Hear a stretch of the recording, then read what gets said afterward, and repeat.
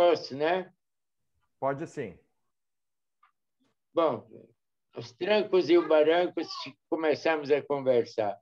Como nós já perdemos muito tempo, eu gostaria de propor para vocês de pular os pedaços, os percalços, para chegar no âmago do assunto, ou seja, a minha estada no campo, desde Birkenau, onde eu cheguei, até o sul da Alemanha, dia 1º de maio de 45, onde foi libertado, e que seria o tema talvez principal, porque eu imagino que todo mundo conhece, principalmente está interessado, o que foi o Holocausto.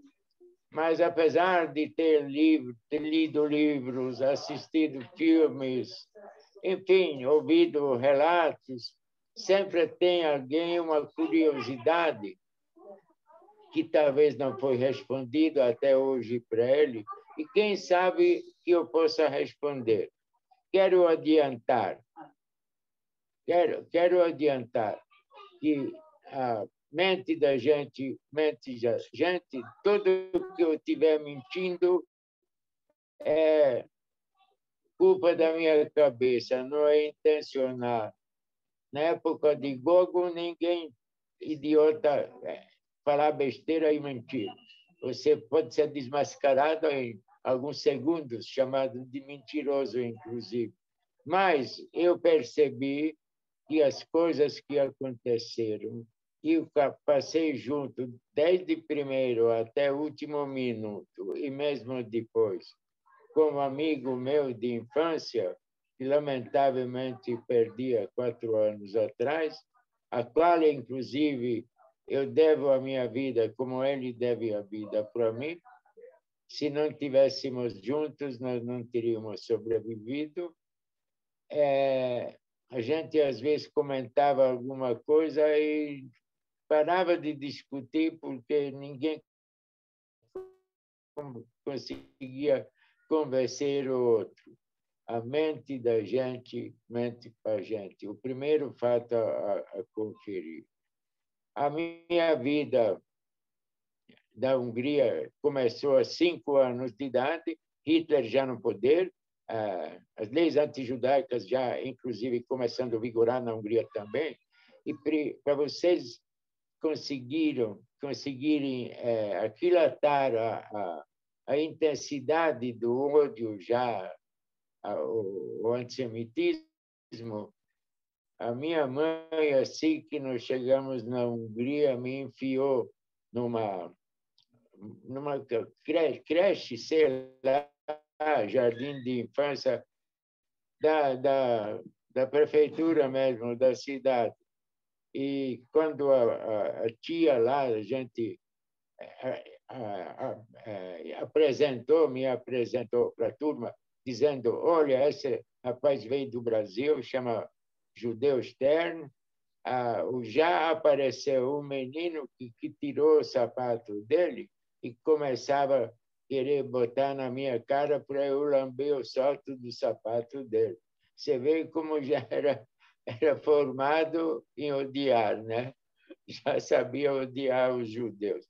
Mas essas são coisinhas aqui, não eram ainda tão graves como o que veio depois. O fato é que, como eu nasci no Brasil e os meus pais me registraram na Hungria como estrangeiro, pensando que o dia que eu quiser voltar para cá, eu não volte como um estrangeiro, minha mãe periodicamente tinha que apresentar na polícia dos controle dos estrangeiros, e quando o Brasil declarou a guerra, eu não tinha Alan Polgarchag e Gasovânio.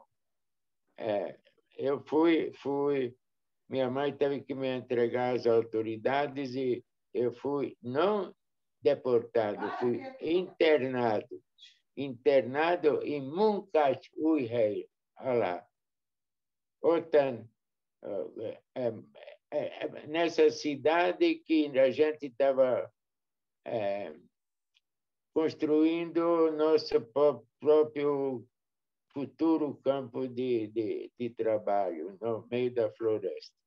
De lá, é um americano que fugiu, me levou de volta para Budapeste, e depois me escondi na minha casa, e no fim, quando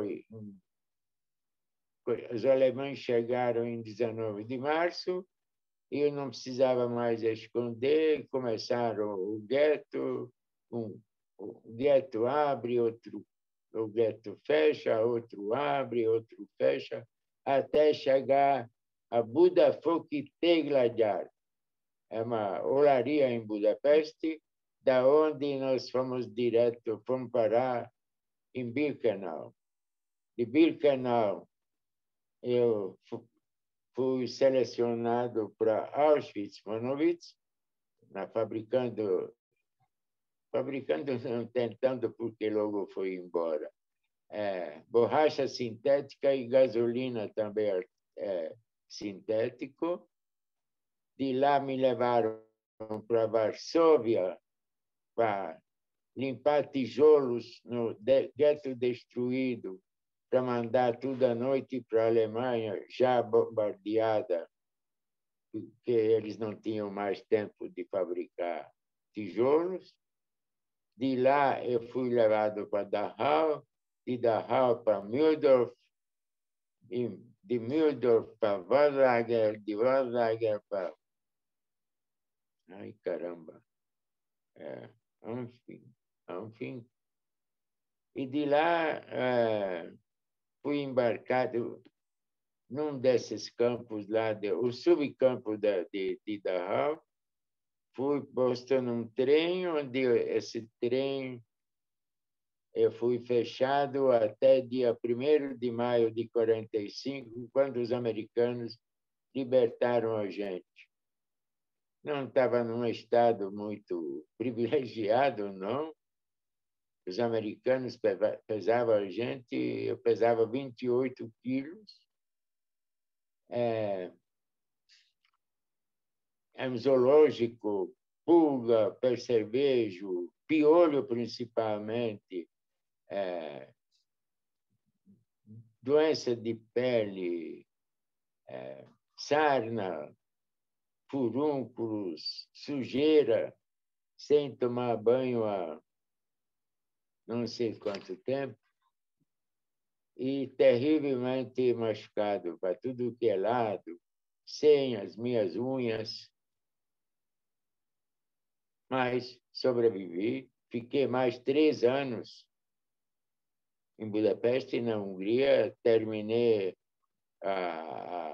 fiz os exames da diferença entre de uma escola que não pude fazer o ginásio de 8 anos, só os 4 anos de Polgári, escola de cidadão, que judeu não tinha números clausos, só tinha 3 judeus por classe que podia visitar, frequentar ginásio. Enfim, estudei de noite, trabalhei. Minha tia, que sobreviveu, me cuidou, e em 48 voltei para cá. A minha proposta é o seguinte: se vocês tiverem alguma curiosidade, alguma observação que talvez nunca conseguiu ninguém falar com detalhes, eu estou disposto, dentro que você me a liberdade de relatar para vocês como eu vi, como eu senti, como eu me sinto até hoje. Eu estou disposto a dar os esclarecimentos, narrar para vocês como eu vi a coisa. Combinado? Podemos começar. Estou pronto para responder para quem quiser, com muita boa vontade. Obrigado pela oportunidade. Alguém gostaria de fazer uma pergunta para o Sr. Ondor? Eu posso, Pedro. Por favor, Paulo. Andor, eu imagino que por um tempo, estou imaginando, por um tempo você não conversou sobre o assunto. O que te motivou e que tempo que te levou para falar assim, eu quero descrever a experiência que eu tive durante o Holocausto? Eu nunca quis isso, até hoje não quis, eu fui enrolado nisso. Tudo depende da gratidão. Olha, antes de mais nada, a sua vida, acho que o melhor exemplo que eu possa dar para vocês, quem assistiu o filme Forrest Gump, o contador de história? Alguém conhece a peça? Sim. Sim. Então, eu posso lhes dizer que aquela cena no fim do filme, quando ele bota o filhinho no ônibus que também tive o seu primeiro dia, e ele perde a vista e o olhar dele cai numa peninha de um passarinho, que de repente a brisa levanta e ele começa a voar. Aí, se vocês lembram, ele tinha duas orientações. Do capitão, que disse que estava tudo determinado, e a mamãe, que falava que a vida é que nem uma caixa de bombom, nunca sabe qual é o próximo bombom. Então, eu acho que eu sou do partido que a tua vida não depende de você, a sua vida é uma caixa de bombom que nunca sabe qual é o próximo bombom. E nessa mesma hora que me lembro uma coisa, que quando você tem uma mãe como eu tive, que te deu princípios que conseguiram me segurar na minha vida inteira e consegui sentir o bom, o bem, o mar, o sabor da vida, o dissabor da vida, sempre no equilíbrio, porque eu consegui me convencer que as coisas estão assim. Tem gente que nasce para reclamar, tem gente que nasce para fazer alguma coisa e ficar satisfeito com o que conseguiu fazer. E eu estou satisfeito e muito satisfeito com o que eu consegui fazer na minha vida. Posso olhar para trás contente, contente. Ter uma linda de uma família. Eu não tenho rancor, não tenho raiva, não tenho ódio. Só alegria, gratidão. Como é bom viver, gente. Como é bom viver. Eu também estou levando um outro. O pessoal chama a gente de melhor idade. Né? Essa tem 92 anos. Ah, o senhor está na melhor idade. Melhor idade é o cacete, perdão. A melhor idade é a barriga da mamãe, quando as coisas ainda vão acontecer, não depois que já tudo aconteceu. Essa não é a melhor idade. Uma idade que a gente precisa suportar e carregar com honra enquanto dá para carregar com honra. Depois que não dá mais, é muito melhor ir embora, sabe? Mas como eu disse que foi por acaso que eu virei palestrador. Se quiserem, até posso lhe contar como tudo na vida acontece sem a gente querer. Onde eu trabalho, eu sou um industrial quebrado. Quebrei em 92. Hoje trabalho na concorrência há 26 anos. O dono dessa empresa chama-se Henri Schlesinger e a firma chama-se Uniger S.A. Trabalhamos com acrílicos, com PS, com policarbonato, com defensivos agrícolas, com químicos em geral, plásticos de engenharia, no Brasil, no México. Estamos construindo uma fábrica agora por causa da grande procura dos acrílicos nos Estados Unidos. Fomos concorrentes nos tempos anteriores de 92. Eu fui, não me considero vítima, mas eu fui um dos que o Collor conseguiu acabar com ele, sabe? Mas minha vida continua ótima, nada me falta. Vivo com muito carinho, reconhecimento. E eu fiquei doente. Um dia acordei e não me sentia bem. Falei para minha mulher, que é uma outra grande sorte da minha vida, eu ter a minha mulher. Somos casados há 67 anos, 66 anos esse ano, vai fazer em setembro. Ela falou, vou te levar no hospital.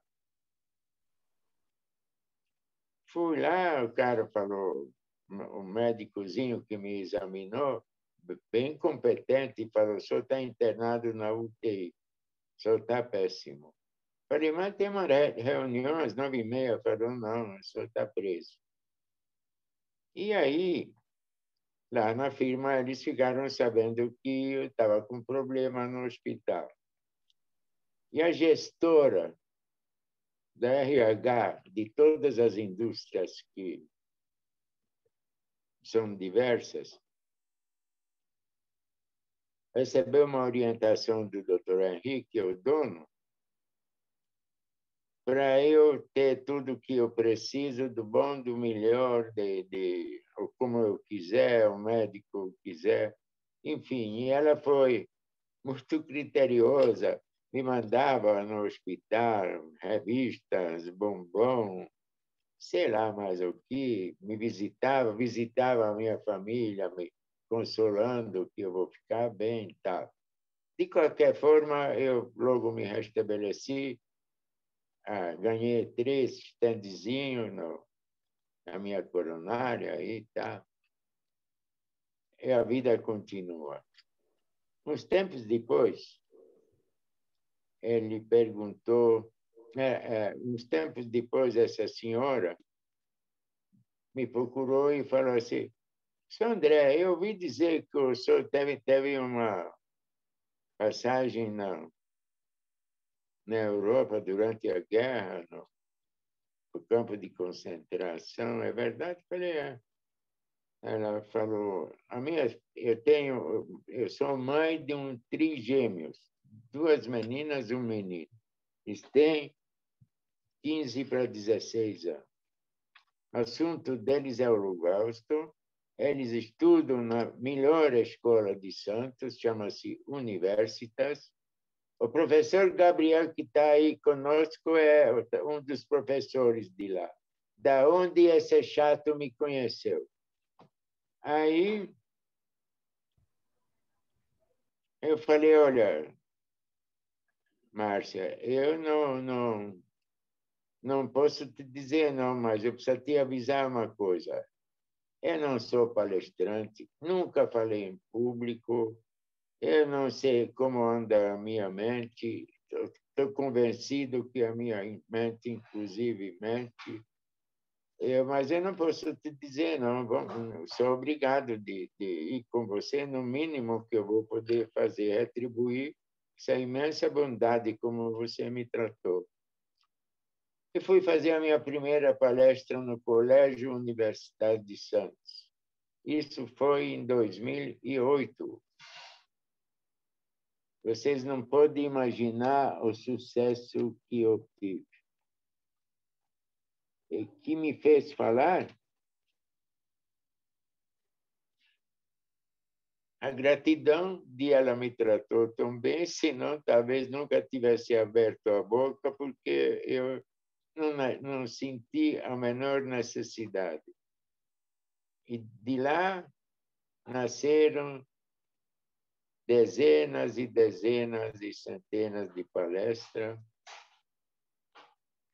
Depois conheci o Gabriel, que começou a me perseguir para escrever o meu livro. Custou, mas peguei e concordei.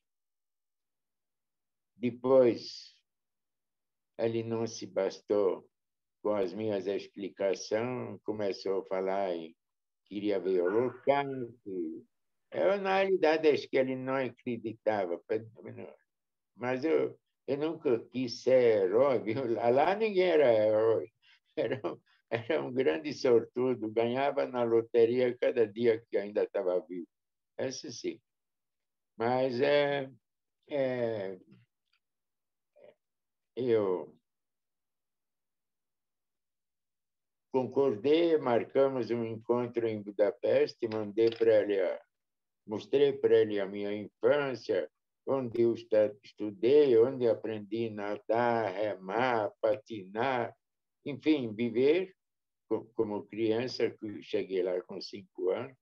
Fomos nas escolas onde eu estudei, enfim, fizemos um giro completo, depois fomos para a Alemanha, para a Polônia, e visitamos campo por campo onde eu tive, e na volta ainda paramos mais uma vez na Hungria, e assim que nasceu o livro dele.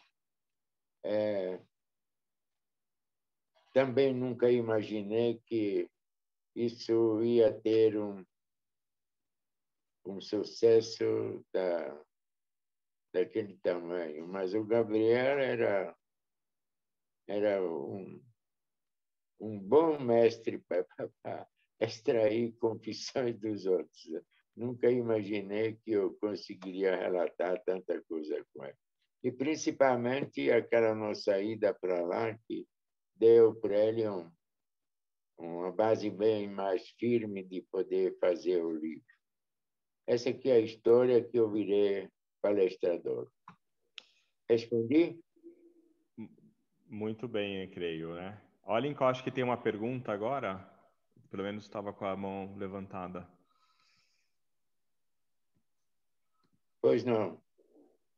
A minha pergunta é por que a família voltou do Brasil para a Hungria quando o nazismo já estava começando na Europa? Muita gente estava saindo da Europa para vir para o Brasil nessa época. Eu não estou entendendo. Nós não fomos para o Brasil. Meu pai era médico, trabalhava aqui em Minas, numa mina chamada Anglo Gold. E a minha mãe não tinha era muito insalubre lá. A minha mãe ficava grávida, ficava aqui em São Paulo na casa do irmão e da irmã dele.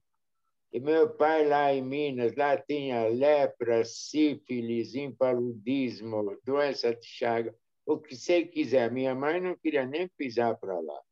Então, talvez, nunca me deram essa explicação, talvez calculo que por isso o meu pai foi trabalhar no mesmo Anglo Gold em Bombay, hoje chama Mumbai, né? E quando terminou lá o contrato, nós fomos visitar, parando em Budapeste, na Hungria, para visitar os meus avós. Meus avós por lado do meu pai, porque por lado os pais da minha mãe, para começar, só tinha a madrasta e o pai, e eles viviam em Viena.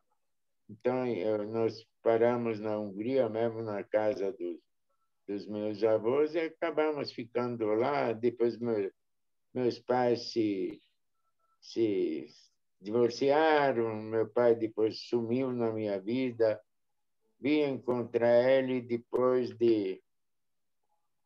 com 48 anos, pensando que ele tinha morrido também na guerra, mas não morreu. Ele teve uma vida completamente diferente. Passou a guerra na Espanha, foi legionário, foi médico lá de uma cidade lá em Tetuán, na Espanha, África Espanhola. depois veio para o continente com Franco, porque ele veio com a Legião. Enfim, cheguei, encontrei ele mais, antes dele morrer, mais 3 vezes. Quando eu descobri, inclusive, eu era filho único, que eu tinha uma irmã e um irmão, que até hoje eles vivem na Espanha. E eles nunca imaginavam quem era o meu pai. Ele escondeu a vida dele, pensando que enganou todo mundo. Mas essa é outra história. Respondi? Respondeu, obrigada. Verônica, próxima, acho que está aqui com a mãozinha levantada. Olá, boa noite. Muito obrigado, Andor, pela sua linda história, me comove muito. Eu sou filha de húngaros, né, refugiados que foram para o Brasil. Tá me ouvindo? Eu estou lhe ouvindo bem. E é admirável a sua história. Eu acho que é uma história é um herói. Eu acho que quem passa por isso e está aí nos contando, né, traz um presente, é uma resiliência, né? É quase difícil perguntar algo para o senhor, né? Me sinto muito emocionada e gostaria de saber, né? Essas histórias, né? Essas pessoas que passaram por isso, elas têm realmente uma capacidade de sobrevivência, de luta. Eu queria perguntar para o senhor se em algum momento o senhor teve a noção de que ia sobreviver. O senhor acha que foi algo de sorte, uma força sua? O que o senhor... porque nós sabemos de tantas pessoas também maravilhosas, eu sou super fã de Anne Frank, de várias, né? E o que passou na sua cabeça naquele momento? O senhor acha que a sua sobrevivência se deu por quê? Eu, pensando bem, eu vou lhe decepcionar. Acredita? Está me ouvindo? Tô.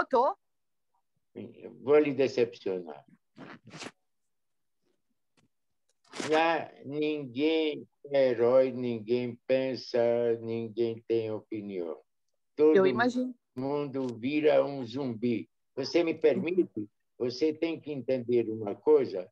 Quem estava lá virava zumbi, não virava gente. Eu, para me defender, para eu talvez poder sobreviver, olhando isso com os olhos de hoje, ou olhos depois, eu montei para mim 2 coisas.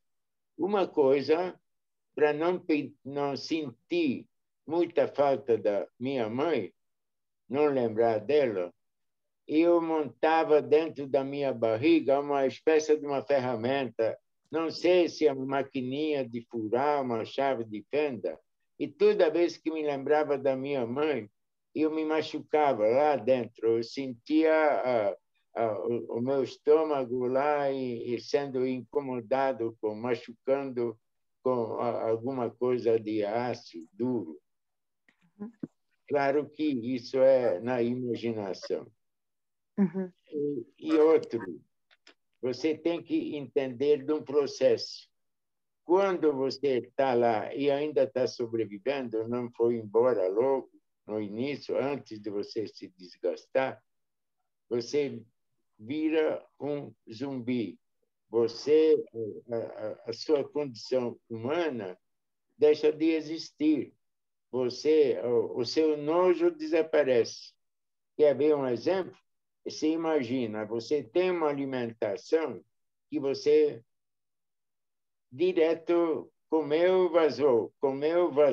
No inverno até vem bem porque é quentinha.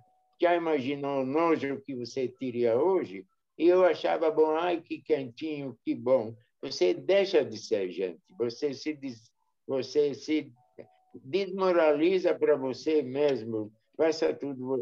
Eu, às vezes, me imaginava um cachorrinho que foi muito bem tratado quando tinha família e depois agora está na rua e e tem que se cuidar para não morrer de fome e procurar algum lixo para você poder comer. Você sabe? E pode ser que tenha muita gente que tenha onde refugir. Eu tenho que confessar, eu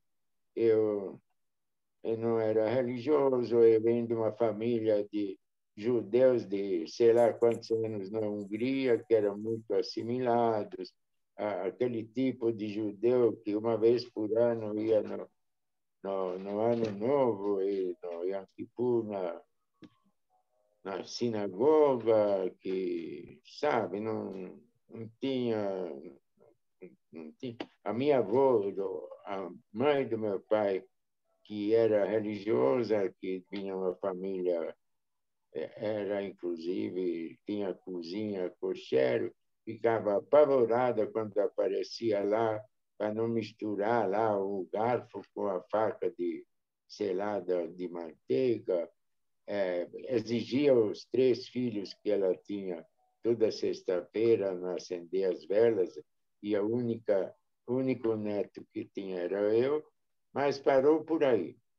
Então, você lá no campo, você vai perdendo. Para começar, você tem a fome não é só fisiológico, é psicológico também. Sabe o que eu inventei lá para mim?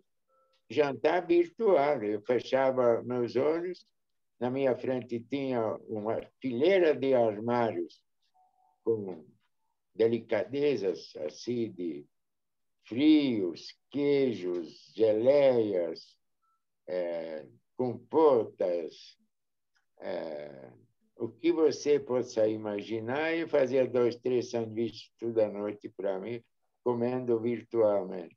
Essa aqui era a minha. Só pensava em comer, comer e comer. E comia qualquer coisa, não vou enumerar o que já cheguei a comer. Para você ter uma ideia, saco de semente também é comestível, casca de árvore também, e outras coisas que nem vou falar. Então, você, naquela situação de zumbi, você pode ser que tenha gente que conseguia manter a sua espiritualidade, a sua crença, esperava que o Deus, sabe? Eu me confesso, pode ser que seja muito castigado por isso. Eu não esperava, eu não tinha o momento seguinte. Tanto é que o dia 1º de maio de 45, quando eu fiquei livre lá, os americanos libertaram, abriram os vagões e viram quem tinha lá dentro dos vagões, que muito mais gente que não estava vivo, mas que estava vivo, e na situação que os vivos ainda estavam, e caíram na maior choradeira e começaram a arrancar dentro da roupa deles, jogando para nós chocolate, biscoito, conservinhas e não sei mais o que. Graças a Deus eu não comi, porque quem comeu não se deu bem, muitos nem sobreviveram. E eu comecei, sabia que alguma coisa boa aconteceu, mas eu não estava sabendo bem onde que eu estava. Eu não conseguia pisar no chão com meu pé direito, estava ferido meu pé. Mas o meu pé esquerdo, eu batia no pé para ver se eu estava grudado na terra, sabe? Não tinha certeza que aonde que estava. Não falei, de qualquer lugar tá bom, porque logo vieram enfermeiras, vieram com caminhões com boilers, com água fervendo, começaram a nos lavar, jogar nossas tralhas fora, cheio de animais, milhares de uma sujeira que você não pode imaginar. A gente, na primavera, se capundrava nas poças de neve derretida para se lavar. Olha, pensando bem, se tem alguém que não pode se queixar da vida, sou eu, da onde eu venho e onde eu estou. Você sabe o que aconteceu hoje para mim, de manhã? Eu levantei uma cama maravilhosa. Sei lá, acho que trocou. A moça veio ontem, trocou a roupa de cama ontem. Entrei embaixo de um chuveiro fumegante. Sabonete, pasta de dente, escova de dente. São valores que vocês não imaginam que significa isso para alguém disponível com 92 anos de idade e não acabou, continua. E quando vou trabalhar, ainda eu pude, no momento não, lamentavelmente não estou bem de saúde, vou me internar semana que vem em hospital, mas quando vou trabalhar, pego o meu carrinho, ainda dirijo, vou pelo caminho que eu quis, como eu quis, não preciso, ninguém vai me bater para virar à direita, para virar à esquerda. Gente, eu sou um homem livre, livre. Desculpa, desculpa.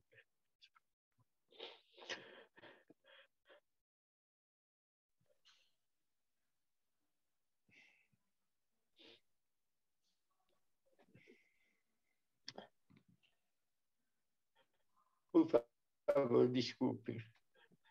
Para de mexer. Não precisa se desculpar em hipótese alguma.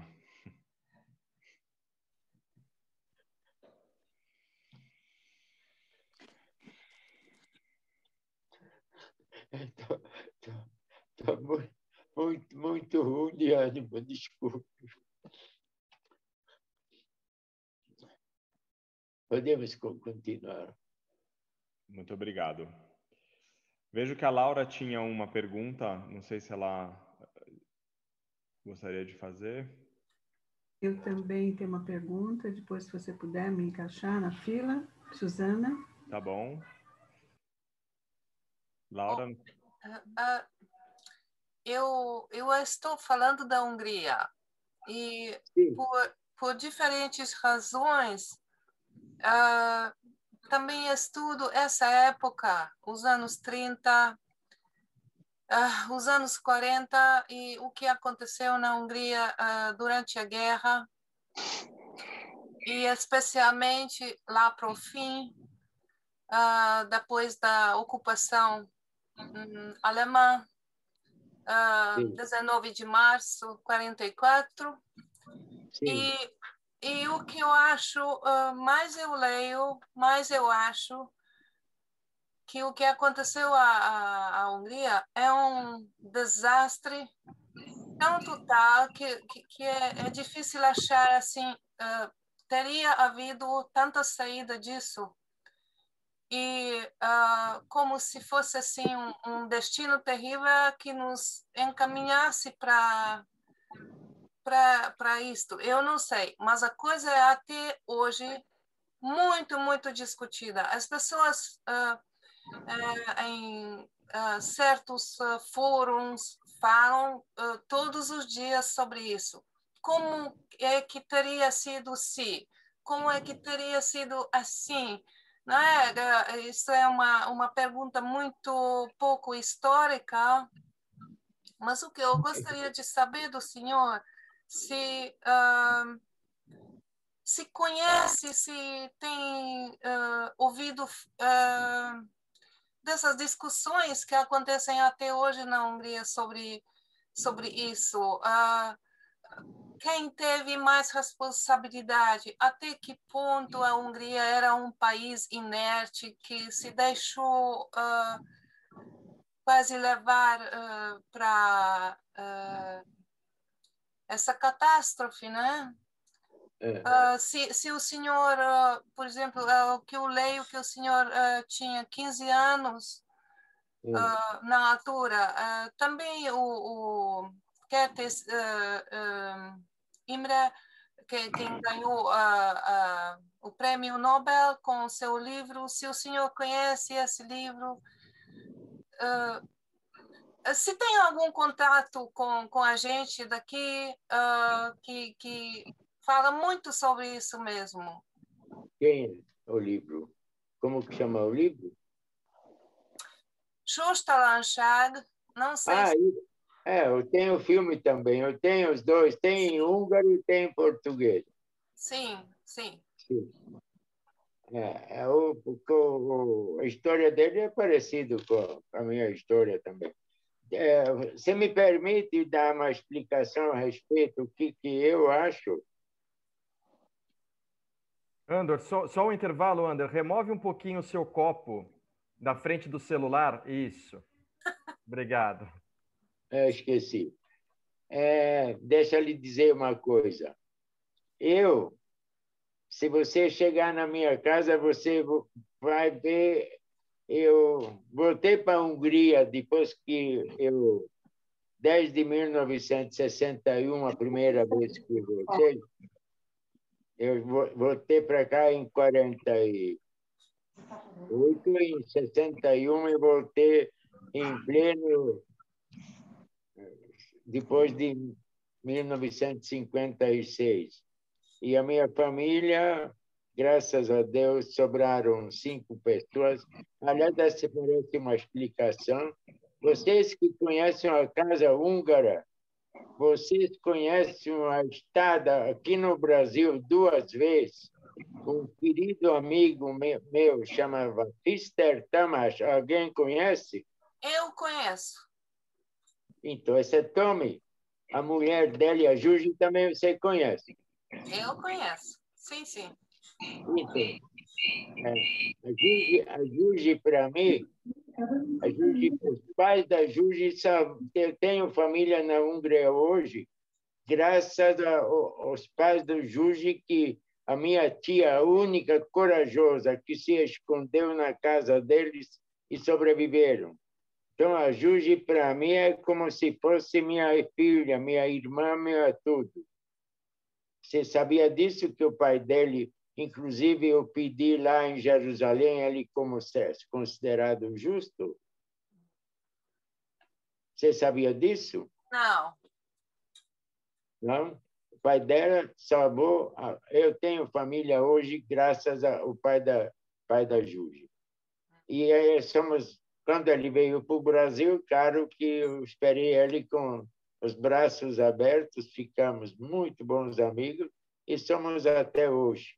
Toda vez que eu vou para a Hungria, eu encontro. Agora, eu queria, a respeito, antes de querer examinar o tema que você levantou, eu queria lhe dizer uma coisa. A Hungria, em relação aos judeus, tem uma triste história, mas isso não é nova. Você conhece em Budapeste, lá junto à igreja São Matias, a Fortuna Utca? Sim. Na Fortuna Utca tem uma sinagoga, você sabia? Para dizer a verdade, não. Não conheço. É um quartinho de 5 por 5, onde não tem nada que ver com sinagoga. A única coisa que tem, que o Bela expulsou em 1013, depois o Laios expulsou os judeus, depois eu não sei quem expulsou. Só tem notícia lá expulsando os judeus. Portanto, 44 não é a primeira vez que acontece. Depois, eu digo mais uma coisa para você. Você conhece a Tissa Eslaripur? Naturalmente, todo mundo conhece. Precisa mais? Precisa mais? Você conhece o caso Dreyfus? Sim, conheço. Então, os húngaros eram iguais aos outros. Os húngaros eram os gentes, lá, a nobreza húngara era tão antissemita, servia para eles, os judeus, quando eles estavam necessitando. Mas, fora isso, discriminava, maltratava. Tá.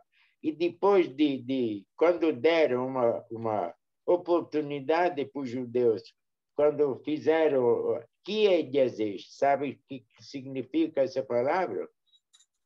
Eu sei. 1800. Então, você está falando de uma pessoa muito culta. Parabéns, viu? Brasileiro que conhece tanto da Hungria. Então, Eu não sou brasileira, eu sou húngara. Eu estou falando de Budapeste. você está em Budapeste? Eu estou em Budapeste, sim. Aham. Oh, você mora em Budapeste? Eu pensei que você estava aqui conosco. Não, mas eu fui convidada e agora estou participando. Ah, tá. O tempo está bom? Ah, não, está bastante ruim e tem muito doente agora. A Hungria está com números altos de Covid agora. Não tá, a situação não está muito boa. Eu já passei, eu já tive Covid, eu já tenho imunidade. Eu sou vacinado 2 vezes. Eu já vacinei 2 vezes. Muito Foi bem. o primeiro. Já vacinei. Então como eu estou te falando, tenho N história para te contar, mas, pelo jeito, eu vejo que você conhece, no mínimo, também o melhor que a história da Hungria, embora eu sempre, desde moleque de 7 anos, eu estava lendo já sobre a Hungria, sempre me interessou muito, adorava ler, e a minha mãe me ensinou a ler. Eu tive sorte ainda na minha infância, tinha um negócio chamado Poxa Lajos Író, Gyerek Újság. Uma vez por semana vinha um jornal para minha casa. E aprendi a ler e sempre me interessou muito a história da Hungria e a Hungria em si. A minha família tem lá 300 anos. Mais. Espera aí. Alguém conhece a Média Richarda em Udvest? Alô? Alô? Qual? Alô? Oi? Acho que travou a câmera dele. Ele caiu. Caiu, né? Vou Paulo, avisar aqui Tá bom. Vou avisar a neta dele pelo WhatsApp aqui. Perfeito. Enquanto a gente espera ele voltar, a gente tem ainda na fila o Célio para perguntar e depois a Juji. Acho que é a Espiri Juji que pediu, né? Não sei se tem outra Juji, agora estou vendo você. Eu tenho uma pergunta também. Gabriela Brito aqui. Tá bom. Se você conseguir levantar a mãozinha aí no Zoom, porque aí me ajuda tá. a pôr na ordem. Beleza. Obrigado. Quem tiver pergunta aí... E tem a Fortuna, né, Pedro? Isso. A Fortuna está na fila. Está na fila. Perfeito. Vamos aguardar um minutinho ele voltar. Enquanto o Andor se reconecta, eu estou à disposição também, quem quiser tirar alguma dúvida. Primeiro, queria mandar um abraço aqui para minha aluna, Gabriela Brito. Um prazer te ver. Tudo bem, Gabi? Tudo. A Ana também, que eu imagino que esteja lá em Bragança, ela está aqui presente. A Andréia, de São Bernardo. Quer dizer, a gente tem gente do Brasil, do mundo todo, né? Muita gente aí da Hungria. Se quiser contar Professor Gabriel, uma livre... pergunta. Professor Gabriel, uma pergunta. Qual que é o nome do livro? Gostaria de... Vamos lá. O nome do livro é Uma Estrela na Escuridão.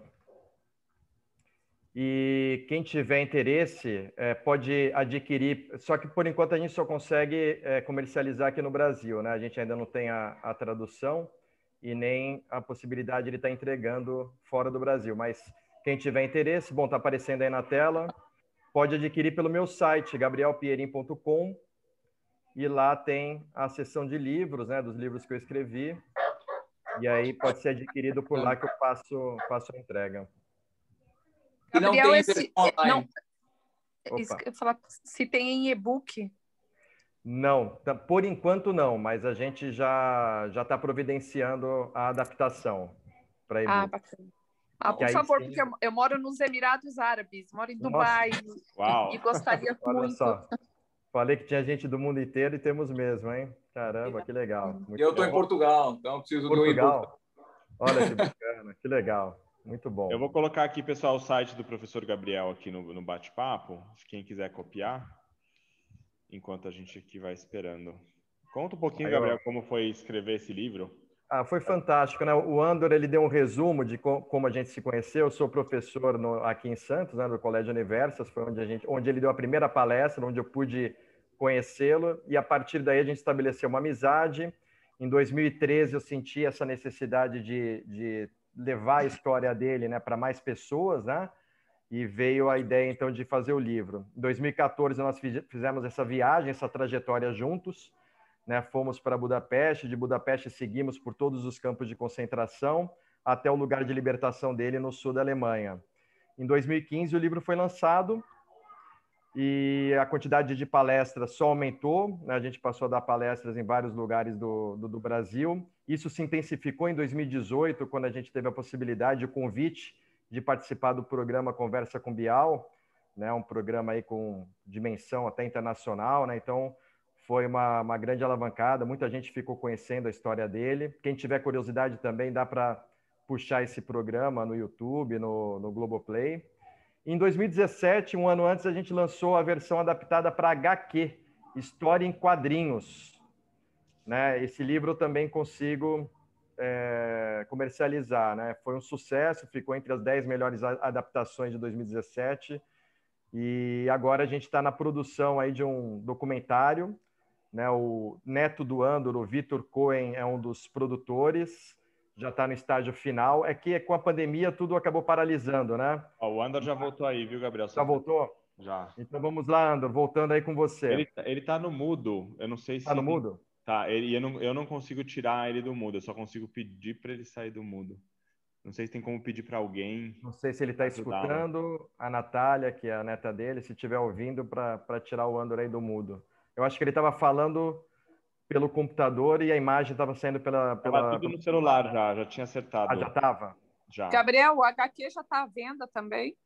Então, ele vai ser colocado no site, porque até então ele estava sendo comercializado pela editora. Mas agora já vou estar colocando ele no site. Bacana. É que nem o mouse, né? Tem o mouse, né? Exatamente. É uma adaptação. A gente até pensa, né, que a HQ acaba atingindo um público mais adolescente, mas é ledo engano. Não, é fantástico. O mouse é um marco. É um marco, maravilhoso. Maravilhoso. E a gente pega um público assim, adulto, pessoa que gosta muito desse graphic novels, né, que é a adaptação, e foi feito brilhantemente por um santista também, um artista daqui, o André Bernardino, e foi um livro premiado, muito, muito bacana. Eu vou estar acrescentando ele lá no site também. O site ficou pronto agora, né, então eu coloquei o livro, mas a ideia é ter o e-book lá também e ter a versão adaptada. Muito obrigada. Imagina. Ele continua no mudo, acho que ele está tentando falar. Também quero agradecer, porque acho que nesses tempos atuais, o que essa iniciativa de vocês é fantástica. Então, muito obrigada, porque traz um outro sentido para a vida no tempo atual. Obrigada. Obrigado. Gabriel, por favor, Sim. qual é a matéria que você leciona? De que área que você... História. História. Não é sociologia, não é psicologia? Não, também sou professor de sociologia e filosofia, mas na atualidade eu só estou lecionando história. Quer dizer, vocês fizeram esse livro, você trabalhou com abordagem histórica. Com abordagem histórica. O livro ele tem uma contextualização com um evento histórico, né? Então, eu vou contando a história do Andor e, ao mesmo tempo, a gente vai narrando o desenrolar da guerra, o antissemitismo, né, para as pessoas também poderem entender. Tá bom. Porque daquela Excelente. Eles estão me vendo por excelente, aqui. Excelente. Sim. Acho que ele voltou. Voltou, Andor. A gente está te ouvindo, mas está dando aquela microfonia ainda. Não é? É porque aqui está com som e aqui está sem som. Então aqui eu vou tirar, né? Paulo, me põe na fila depois, por favor. Estão me ouvindo? Sim. Estou sendo ouvido? Sim. Beleza? Ok, obrigado. Está dando aquela microfonia, Andor. Parece que você está no além. É melhor você eliminar essa microfonia. Espera aí, clica aqui. Quê? A gente tinha... Aqui? Aqui? Isso. O ideal é ser só pelo celular. O celular estava funcionando bem. Se vocês deixarem o computador no mudo e o celular com som, estava funcionando bem. E agora? A imagem e o som do celular está ótimo. Está perfeito. Okay. E anticamente desse pai. Vamos. Acho que o Célio tem uma pergunta para a gente continuar aqui. Então, vamos lá. A magyarok is akarnak beszélni. Már beszélgetünk magyarul. Magyarok is akarnak egy pár szót szólni. Jó. Nem értettük. Sajnos nem volt fordít. János, te rajta vagy a listán, várd meg, amikor rád kerül a sor. Köszönjük. Oké, bocsánat. Köszönjük. Célio, por favor, sua pergunta. Boa tarde a todas, boa tarde a todos. Eu falo de Maringá, no Paraná.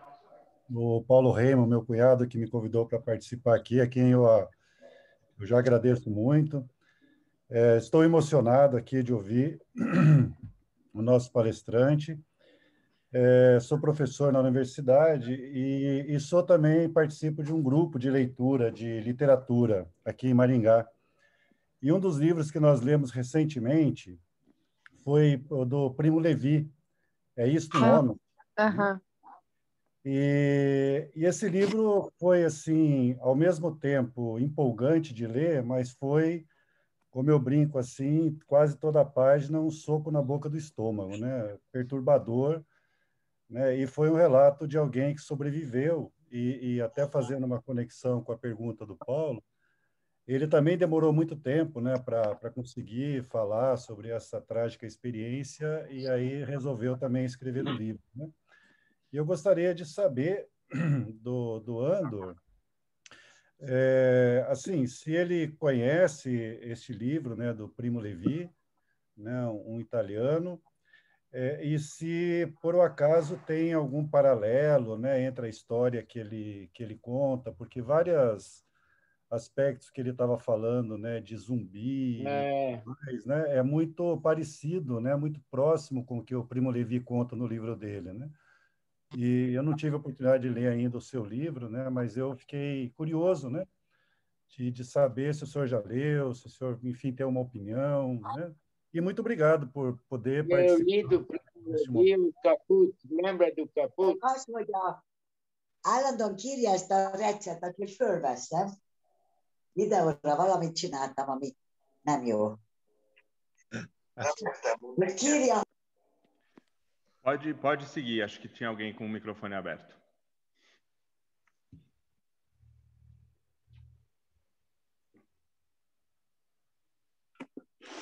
Bom? Andor, estamos escutando você. Tá bom. Estou aguardando. O senhor escutou a pergunta do Célio? Célio, talvez vale a pena repetir o finalzinho da sua pergunta sobre o livro, por favor. Sim. O Célio, eu quero dizer que eu me lembro que eu li várias coisas do Primo Levi, mas há muitos anos atrás, e foi o que me marcou muito foi o livro chamado Caput. Conhece esse livro dele? Então, ele chega muito perto da forma como eu me sentia. Porque eu conversei com pessoas que passaram pelo campo e tive várias experiências com esse pessoal. Tem um que não era mais gente. Só achava que ele não tinha tido o reconhecimento, os aplausos, ele se considerava o centro do universo do sofrimento, sabe? Aí conheci gente que não queria comentar nada.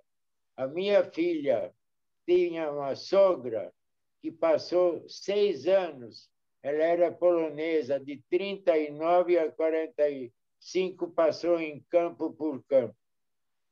também chegou aqui no Brasil, levou 2 anos no hospital na Suécia para se recolocar na vida. Então, as reações são inesperadas. Agora, Primo Levi foi fantástico. E até hoje não sei se aquele foi desastre ou foi suicídio que ele cometeu. Porque ele estava também muito desesperado. Você concorda? Sim, há essa dúvida, né? E realmente eu também partilho da sua opinião. Muito obrigado pela resposta. Muito, pois não. Gabriela, por favor. Oi, Ander, tudo bem? Eu sou a Gabi, eu sou aluna do Gabriel. A primeira palestra que eu assisti com você foi no Univestas, e foi muito legal, porque foi um dos momentos que eu mais, assim, me recordo ali da escola, né? Eu me lembro com muito carinho do Univesta graças à palestra que eu assisti. E agora que eu vi a palestra, né, que ia ter pelo Zoom, pelo aplicativo, então eu já vim logo para assistir de novo e relembrar. E a minha pergunta não é tão histórica, né, mas é mais ao Senhor como ser humano, né? Porque hoje a gente vive num mundo onde o rancor, né, a maldade, né, as pessoas estão cada vez menos dispostas a tolerar, né, a perdoar. E até para mim mesmo, assim, quando a gente passa por alguma situação de injustiça, é difícil a gente esquecer, né? Não guardar rancor. E quando eu olho para o Senhor, eu vejo uma pessoa muito grata, assim, né? Muito em paz, sempre falando com muita gratidão, né? Sempre não deixando de ver beleza nas coisas pequenas da vida, né? Inclusive muito amor ao se direcionar a outras pessoas, né? Então, a minha pergunta é como que o Senhor conseguiu, assim, não, eu não vou dizer perdoar, porque perdoar parece muito pequeno, né? Mas como que o senhor conseguiu olhar para o ser humano, né? Depois de ter passado por uma experiência de tanta maldade, tanta injustiça, né? Como que o senhor conseguiu lidar com esses danos, né? Que outros seres humanos causaram para o senhor? Você permite eu dar uma resposta mais ou menos complicada? Claro. Odiar é uma bobagem que tem. Ali, eu estou te odiando, já estou com 2 úlceras no meu estômago e você nem tomou conhecimento. O ódio é uma estupidez, é um trabalho perdido, a não ser que você tenha a oportunidade de dizer, olha, eu estou te odiando, mas também não tem graça. Então, o ódio em si é besteira. Agora, vamos ao outro lado. Gente, não existe o ódio total. Milhares e milhares de alemães, de húngaros também, talvez não tantos, até perderam a sua vida querendo resguardar a vida do outro. Vocês sabiam disso? Não vai pensar que todo mundo levantava o braço por Hitler. Tinha muita gente que estava escondendo gente na sua casa, um padre, um socialista, um testemunha de Jeová, um socialista. Então, e tem humano e tem humano. O mundo nunca consegue ser tão totalitário da mesma opinião e principalmente quando a coisa, digamos, seja uma vergonha, porque o ódio em si Agora, não esqueça que odiar era uma política do Estado do Hitler e ele fazia um ódio também lucrativo, porque o garoto que ganhava o seu caderno é o tio Adolfo que deu a caneta também e o livro também. E o judeu que Eu, quando me lembro na escola, meu professor dizia na classe, lá dos alunos, que a perna dele congelou na Primeira Guerra Mundial porque os judeus venderam para o exército bota que o papel, a sola da bota era papelão, papelão grosso, não era couro. E molhou e a perna dele congelou e ele perdeu a perna. A professora da língua húngara me dizia que o irmão dele caiu de avião do exército húngaro lutando na União Soviética porque os judeus venderam gasolina com água, cheio de água. E o avião caiu porque a gasolina era falsificada. Essas são coisinhas que acontecem em cada regime que não anda direito. Não tem como. Respondi? Sim, responda sim. Obrigada. Uma bobagem. Uma esquenta com o outro. Não perca tempo. E eu queria te dar parabéns também por isso, assim, porque hoje em dia é muito fácil, né, a gente falar que a gente perdoa, que a gente esqueceu, mas quando a gente vê pessoas que agem de acordo, é realmente um exemplo, né? E eu, como sou jovem, na internet a gente vê as pessoas sempre com várias pedras na mão para poder atingir, para poder julgar, né, para poder ali disseminar o ódio, e é um exemplo para mim ver o Senhor, assim, depois de passar por uma experiência tão difícil, de ter realmente conseguido lidar bem com isso. Então, obrigada aí pelo seu exemplo. A minha querida amiga, uma pessoa que na internet vem com pedras na mão, você, sinceramente, você não é obrigado a assistir, passa por cima, não toma nem conhecimento que não existe. Você concorda? Sim. Não pode existir na tua vida gente assim. Concorda? Com certeza. Obrigado, Gabriela. Espiri Juji, por favor, sua pergunta. Temos uma fila que eu estou aqui controlando. A gente tinha pedido, por favor. Senhor Andor, do ponto de vista sociológico, uma coisa que me interessa muito e faz parte também da minha história, sendo imigrante húngara também, e tentar entender com que identidade o senhor se identifica. Ouvindo sua história, vendo sua passagem, nascendo no Brasil, voltando para a Hungria, etc., viajando com os pais para outros lugares, voltando para a Hungria, depois vindo para o Brasil, ouvindo o senhor falar português com uma clareza e com um nível cultural elevado, qual é a sua verdadeira nacionalidade? Como é que o senhor se sente em seu íntimo? Com o que o senhor se identifica? Nunca me perguntaram isso. E eu imaginei que seria uma pergunta inusitada. Mas é uma questão tão interessante e faz parte de tantas vidas. Posso fazer uma confissão? Pode, claro, por favor. Aonde te acontecem as primeiras coisas na sua vida, sabe? O Arva Uchaketo em Buda, não sei se você conhece, onde eu estava apaixonado, pensei que não podia viver sem a minha namorada. Passou, mas eu me lembro. Dá para entender? Agora, eu penso o seguinte, a sua vida é construída de acontecimentos. E eu acredito que os acontecimentos são distribuídos para cada um com muita justiça. Muita justiça. Para cada lauto almoço tem o correspondente dor de barriga. Por cada ilusão, a sua desilusão. E assim, sucessivamente.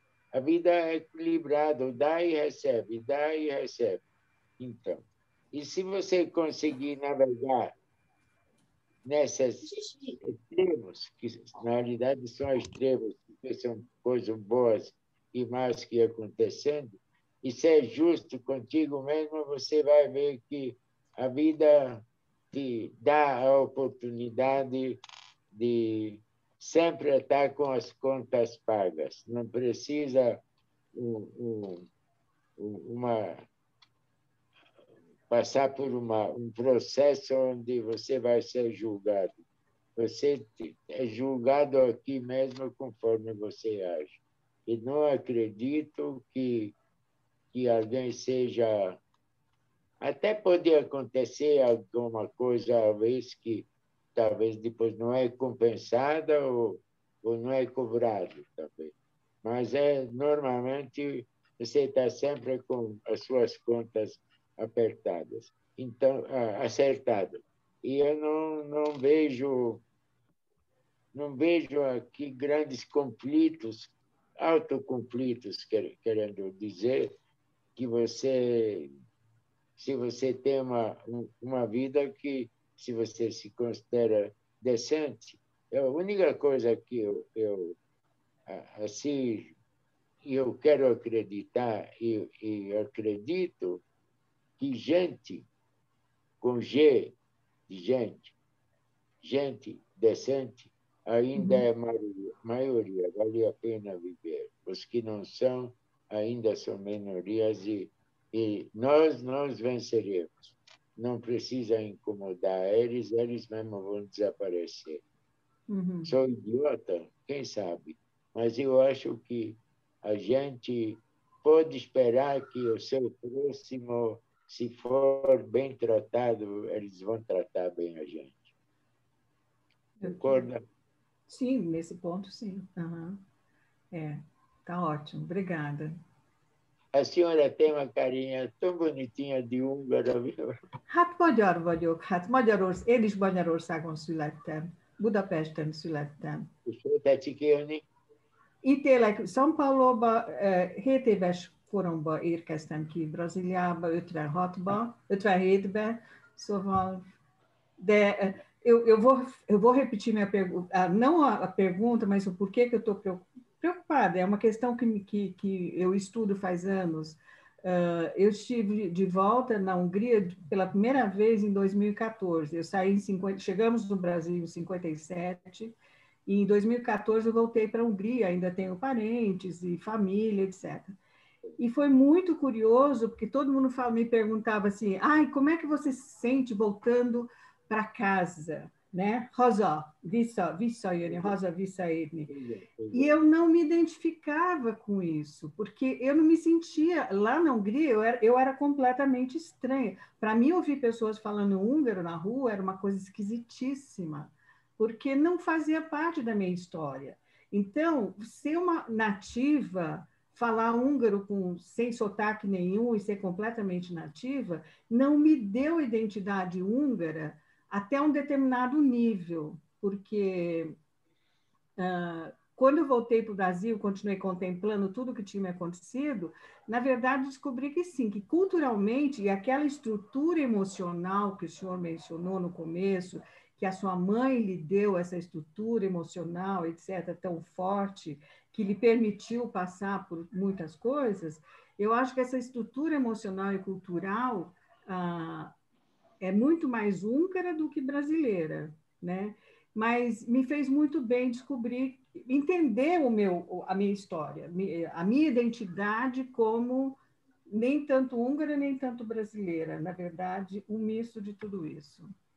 Mas a minha estrutura cultural, eu, em português, eu sou analfabeto de pai e mãe. Eu nunca tive uma aula. De jeito nenhum. O senhor tem um nível cultural altíssimo, o seu vocabulário é fantástico, o seu raciocínio é muito de alto nível. Sabe por que eu tenho vocabulário fantástico? Vou lhe explicar por quê. Porque para falar em húngaro de uma forma decente, São 4.200 palavras. Em português, só são 2.500. Sabia? Aí que começa a complexidade. Você conhece o Chico Buarque de Holanda, né? Claro, claro. Você sabe que ele disse que a língua húngara até o diabo respeita. Uhum. Sabe? A língua húngara é para você ter um nível de conversação. Depois eu tenho outra coisa. Eu não posso lhe dizer quantas vezes eu voltei para a Hungria depois de 1961. Mas dezenas e dezenas de vezes eu voltei. E toda vez a minha mala, quando volta, é cheia de livros em húngaro. E eu continuo lendo em húngaro. E continuo lendo, e tudo que aparece, qualquer tradução de húngaro para português, eu compro. Se encontrar interesse, não interesse. Então, eu continuo. Não vai pensar que você consegue simplesmente dizer, não, agora sou brasileiro, a Hungria já é um passado. Não é. Aquilo ficou e eu vou embora com aquilo. Tá, faz parte do seu construto, né? A minha cultura é só visual. Aprendi a falar em português visualmente. Aprendi a falar em português lendo, e nunca teve uma aula. Até hoje troco de artigo, construo mal as palavras, mas dá para me virar. Tá bom, muito obrigada. De novo. Tínhamos aí agora a Fortuna, que queria falar. Depois temos... Fortuna, está aí? Oi. Bom, eu quero agradecer muito ao senhor, a você, porque acho que nesse momento assim de vida que a gente está passando, é uma lição de vida ouvir tudo isso, porque existem guerras que são físicas, né? E outras guerras que são de outras dimensões, mas não deixam de ser guerras. E a pergunta que não quer calar, eu gostaria de que o senhor falasse sobre os tempos atuais, principalmente sobre o que acha de tudo que a gente está vivendo aqui no Brasil. Desculpa, meu nome é Fortuna e muito prazer. Prazer imenso em lhe ouvir. Olha, o que nós estamos vivendo agora no Brasil é igualzinho ao que o mundo vive. Igualzinho, tal e qual. Não tenho nada diferente. Pandemia, o mundo parou de funcionar, o mundo está correndo atrás, ainda não conseguiu se equilibrar, vacina não tem suficiente, e eu tenho a impressão que isso ainda vai ter uma longa extensão, vai continuar, não vai acabar amanhã, nem no ano que vem. E se a gente não mudar e levar mais séria a coisa, ainda vai deixar de existir muita gente. E não vejo que isso é um gripezinho, não vejo como, isso não é nada, isso aí tem, como é mesmo? Tem que morrer mesmo, né? Não é bem assim. E eu acredito que nós vamos nos aperfeiçoar, de repente vai aparecer também mais uma coisa que ajudar a gente a se equilibrar, né? Não esqueça que o homem é fantástico para vencer as dificuldades. E vai ser resolvido. A duras penas, mas vai ser resolvido, sim. Isso nós vamos ser resolvido. Mas não hoje para amanhã. Ainda não. E mais? Obrigado, pessoal. Só para a gente organizar um pouquinho, a gente tem mais 4 perguntas para a gente encerrar também, para não estender demais. Então, a gente tem o Raziano, que tinha pedido. Depois eu tenho o Rodolfo, a Andrea e a Sônia, tá? Pra gente, só para nos organizar aqui. Iono, tá aí? Yeah, I'm here. Just my problem, I can't speak Portuguese. So, úgyhogy csak Andi bácsinak akarom mondani, hogy valamikor kellene egy családi zoomot is csinálni, hogy azt hittük, hogy ebbe van fordítás, vagy valaki le fogja fordítani, és azért csatlakoztunk, de sajnos mi nem értjük ezt. A lányok értik. Português! A lányok értik, igen. Jó, hát majd akkor ők elmesélik nekem. Jó, Ok. Jancsikám, édes, drága Jancsikám, morro de saudade. Ez a régi probléma, Pestre érek, mindig portugálul beszélek. Apukám, édes apukám, állati, hogy vágyok hölgyetek. Nagyon nehéz napjaim vannak. Most megyek szerdán a kórházba. Aha. Csinálnak egy kezelést, meg fogják ölni, bedugni egy eremet, hogy a májamon nekrozálják a problémát. Értem. Úgyhogy 3 eset van. Amikor lesz időd, akkor zoomoljunk egy családit is. Csinálunk. Ok. Bocsánat, köszönjük. Para quem não, só eles estavam falando que vão combinar um Zoom de família entre eles para falar, que eles achavam que ia ter tradução aqui hoje. Vamos lá, Sônia, se quiser fazer sua pergunta, por favor.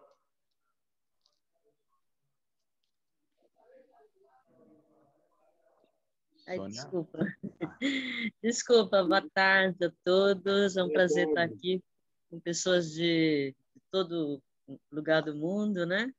E principalmente por estar aqui com o senhor Ando, né? Que eu aprendi a conhecer através da minha filha. E é um prazer mesmo, assim, ver a sua história de vida, a sua lição. A gente tem muito que aprender. E uma pergunta que eu queria fazer lá no campo de concentração, o senhor teve contato assim com vários grupos, né? Inclusive eles tinham identificação, né? A estrela de Davi nos uniformes, né? Triângulos rosa para os homossexuais e também triângulos roxos para as testemunhas de Jeová. O senhor citou as testemunhas de Jeová? Aí eu queria saber se o senhor teve contato com alguma testemunha de Jeová e se o senhor tem alguma história assim que o senhor possa contar para a gente. Eu teve contato, sim, tinha bastante, principalmente no sul da Bavária, quando foi praticamente a última fase, a gente estava naquela área na Bavária, em volta de Dachau, né? Pertinho de Dachau, os subcampos lá, que administrado inclusive por Dachau. E essas testemunhas de Jeová eram tratados igualzinhos a gente, nem melhor nem pior. Mas não é só testemunhas de Jeová que tinha. Nesse inferno tinha ciganos, que lamentavelmente ainda em Auschwitz foram exterminados um dia para o outro. Na Bavária tinha, junto com testemunhas de Jeová, com padres, eles tinham um triângulo azul, criminosos alemães tinham, e outras nacionalidades, triângulo verde, com o iniciado do país de onde descendiam, tinha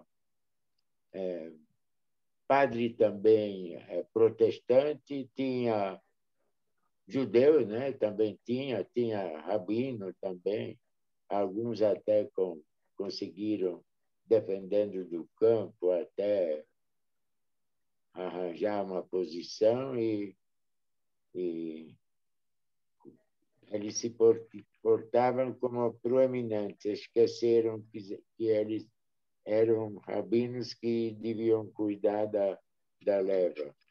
E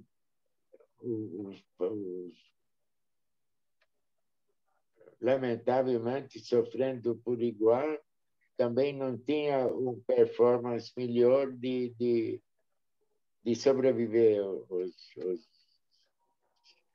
testemunhas de Jeová. Era igualzinho a mortacidade era igualzinho do qualquer outro. Ficava magro, carregando cimento, com regime de 500, 600 calorias por dia, emagrecendo, perdendo peso. Daqui a pouco era cadáver ambulante, eu ia embora. Em seguida vinha a reposição. Essa que era a nossa ordem de perceber as coisas. Morte, morte, morte.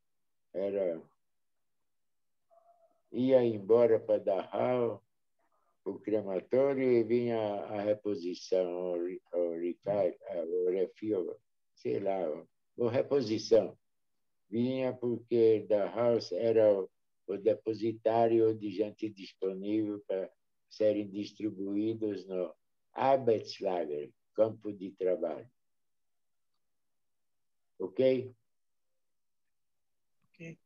Ok, Chorando, muito obrigado, tá? Pela resposta. Andréia, por favor, sua pergunta. Então, primeiro eu queria, né, mostrar aqui meu rosto, porque eu acho que muitas vezes o Andor já me ajudou muitas vezes e eu nunca consegui agradecer pessoalmente, né? Em 2019, eu estava como coordenadora numa escola em Santos e eu tive a oportunidade de receber o senhor Andor para uma palestra para os nossos alunos de uma escola pública, né, ali na Lemoa, que é uma área de palafitas em Santos, com várias privações de direitos ali. E eu sou neta e bisneta de sobreviventes do Holocausto, né? Por muitos anos o meu avô tentou falar comigo e eu, muito despreparada, talvez emocionalmente não tão, como que eu posso dizer, madura para receber todas aquelas informações, eu não entendia bem o que ele queria passar. E aí, em 2019, já com uma maturidade histórica, emocional, mãe, eu consegui ouvir a história do Andor e me sensibilizar profundamente pela história, né? Eu li o livro dele em um único dia. Eu realmente consegui ver ele como se fosse um familiar meu, um nível de conexão assim com todas as dores e vivências dele, né? E ele se tornou realmente um grande exemplo para mim, né? Durante a pandemia, em determinado momento, eu pensei, as pessoas precisam conhecer o senhor Andor. E aí eu ajudei na divulgação do livro e eu dei trabalho para ele. Fui eu que pedi, Andor, para que o senhor autografasse os livros para a gente poder vender durante a pandemia. Eu sou eternamente grata pelo senhor ter feito isso, porque muitas pessoas hoje têm acesso à sua história e tiveram um amor profundo porque o senhor assinou aquele livro. É uma marca sua ali. Eu tenho o meu guardado, vai passar de geração em geração. E a pergunta que eu fico, que eu não pude fazer para o meu avô, e eu gostaria de fazer para o senhor, como foi a primeira vez que o senhor olhou no espelho no pós-guerra? Que o senhor conseguiu olhar no espelho e ver quem você era? E depois a segunda pergunta, você falava em alemão com a sua mãe, né? se eu não me engano. Mas o senhor é um poliglota nato, isso todos sabem. Havia alguma vantagem em o senhor entender mais rápido, por exemplo, por conhecer o idioma alemão com fluência, as regras e as comandas dos militares dos campos de concentração? Então, essas seriam as minhas perguntas. Eu agradeço o tempo aqui. Bom, vamos começar pela última. Alemão, na minha infância, era a segunda língua na Europa que se falava, não falava inglês. O francês também já tinha passado. O francês era a língua de diplomacia. O alemão era a língua, toda a família que se prezava falava uma segunda língua que era alemão. Inclusive, na escola, mesmo em escola pública, tinha aula de língua em alemão. Fora disso, a minha mãe vinha 2 vezes por semana, uma tante, uma tia, me ensinando alemão. Portanto, quando eu fui preso, eu já falava alemão. E uma das coisas que eu fui maltratado no campo pelos próprios judeus, pasmem, porque não sabia falar Yiddish, porque eu só falava alemão e eles não me consideravam judeu. Eu falava, esse é o judeu que não fala Yiddish. Yiddish é uma língua antiga da língua alemã, muito velho lá do passado. Língua. E eu não sabia falar, mas é muito parecido. Na realidade, é um alemão antigo, né? E aí eu, quando eu cheguei no campo, já entendia absolutamente tudo. E os alemães não falavam com a gente. Os alemães não. Os alemães só guardavam a gente para indo trabalhar, voltando dentro do campo. Eles só vinham contar de manhã cedo, quando a gente saía, nós éramos contados, e de noite, quando voltamos, para ver se a contagem fechava, que mesmo aqueles que não viviam mais estavam juntos lá para completar o quadro lá, a contabilidade do campo. E então eu não tinha a menor dificuldade de me comunicar. Aliás, os húngaros em si, que tinha assim algum nível educacional, assim, que receberam alguma educação, no mínimo também o garotada falava alemão. E os velhos também falavam alemão. Ok? Mais alguma coisa? Temos a última pergunta, Andor, que é do Rodolfo. Está no mudo, Rodolfo.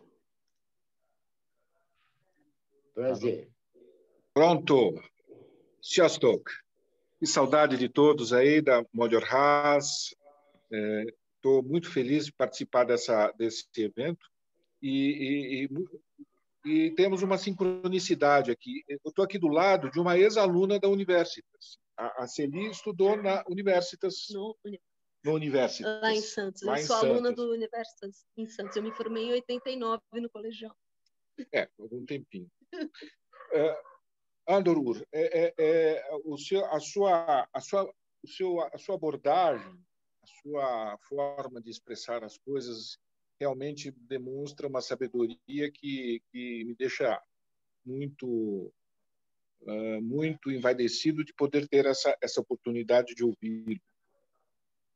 Eu me interesso por história, assim, a minha formação eu estou mais do lado dos plásticos do que do lado da história, mas eu sempre gostei muito de humanas, sempre gostei muito de história, e em específico a história da Segunda Guerra Mundial, e não tem como você não se interessar pelo que aconteceu no Holocausto.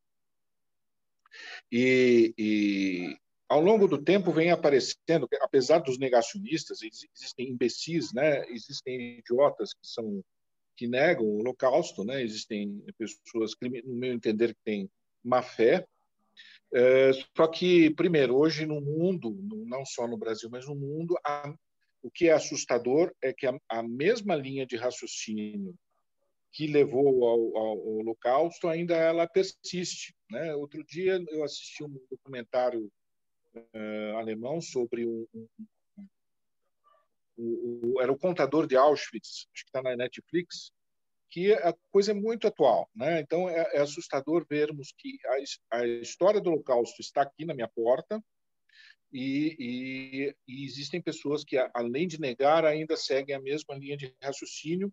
Agora escolhem outros bodes expiatórios, outros tipos de párias, como aconteceu. Agora, tem uma parte na história do Holocausto que ele é o oposto do negacionismo, que é que tem mais gente com culpa no cartório, se o senhor deve saber melhor que eu, do que nos filmes, do que nos livros, do que no que a gente vê no cinema, nos documentários.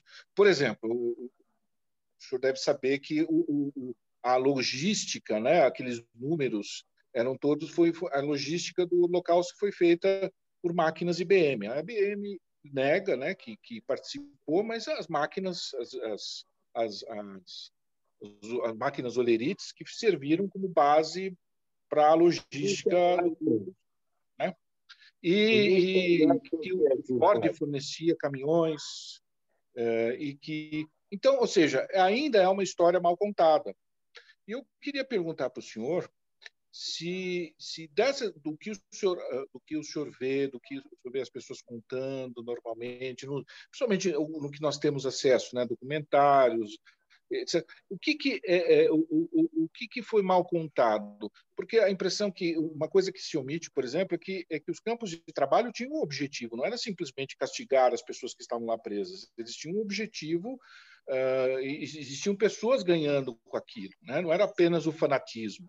Existiam pessoas ganhando com aquilo, pessoas lucrando com aquilo, pessoas levando vantagem com aquilo.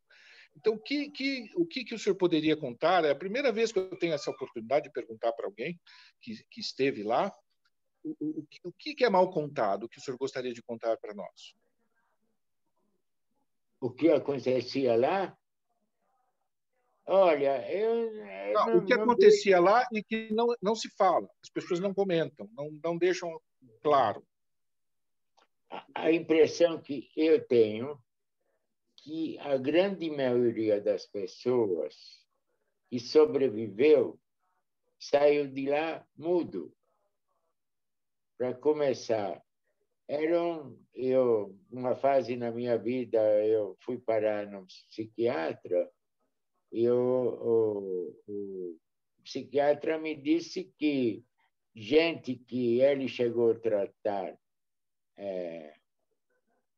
sobreviventes, cada um era um caso mais difícil que o outro.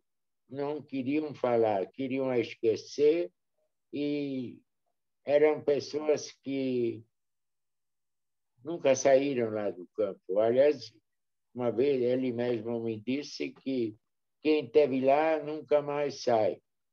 Eu não sei se é verdade, mas algo de verdade tem nisso, porque, pelo menos, isso acontece comigo. Vira, mexe, eu tenho que me justificar como está bom para mim. Como que a vida foi compensador. Como a minha família é maravilhosa. Como eu tenho a impressão que eu vivo me convencendo que eu fui compensado, sabe? Eu acredito que isso deve ter ficado para todo mundo. Ou então, aquele outro extremo que é um assunto fechado, que não quer conversar, diz que não quer nem se lembrar, mas não sai O pensamento está sempre lá. Você não consegue esquecer. Quando tem um pedaço de pão na sua mão, aí que você, no mesmo instante, você está lá e diz assim, Nossa Senhora, eu tenho um pedaço de pão tão grande quanto eu quiser. E isso, na realidade, faz 70 e tantos anos que passou, né? Ok? Muito obrigado, senhor Andor. Pessoal, a gente vai ter que... Nosso horário chegou e, infelizmente, a gente vai ter que encerrar. E aí eu queria fazer um agradecimento muito especial em nome da Casa Húngara de São Paulo, do Magyar Ház, pela participação do senhor, por contar essa história e responder nossas perguntas. E por nos inspirar tanto, senhor Andor. Foi muito bom escutar o senhor, muito inspirador, e agradecer a sua disponibilidade e a sua presença aqui conosco nesse ciclo de palestras. Vocês conhecem a dona Evelyn? Sim. Dona Evelyn é a amiga da minha filha. Ela está aqui, inclusive. Ela nos escuta. A Evelyn acho que está aqui conosco. Está aí com vocês? Ela está conectada. Ela estava, pelo menos. Muito prazer, muito obrigado. Quando vocês quiserem repetir a conversinha, eu estou à disposição. Se tiver por aqui ainda, semana que vem vou tentar me resolver o meu problema de saúde. Vamos ver se dá certo. Senhor Andor, pede para a Leia para autografar um livro para mim, por favor. Quer me dar seu nome? Essa é Regi Evelyn. Como é? Regi. Não, quer soletrar? Regi. E de Ernesto. Não, H-E-G-Y-I.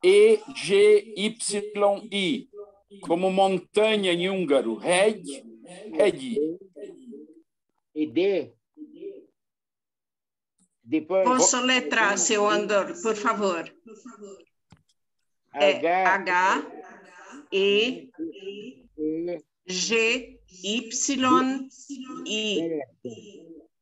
G de gato. D de dado. Não. Evelyn, fala com a Leia depois, é mais fácil. Melhor depois, Evelyn, Tá. por favor. Tá Gente, bom, tá bom. Eu queria agradecer mais uma vez a participação. Senhor Andor, muito obrigado em nome da Casa Húngara. Muita saúde para o senhor na semana que vem. O melhor que deu. Sim, e obrigado a todos. Desculpe as imperfeições. Não há nada que se desculpar. Nagyon szépen köszönjük. Muito prazer. Obrigado, pessoal. Forte abraço. Se a gente ainda pudesse conseguir encontrar, eu gostaria de visitar. Assim será. Muito obrigado. Tchau, pessoal. Obrigado a todos. Tchau. Köszönöm szívesen. Sziasztok, köszi én is. Nagyon jó volt. Sziasztok.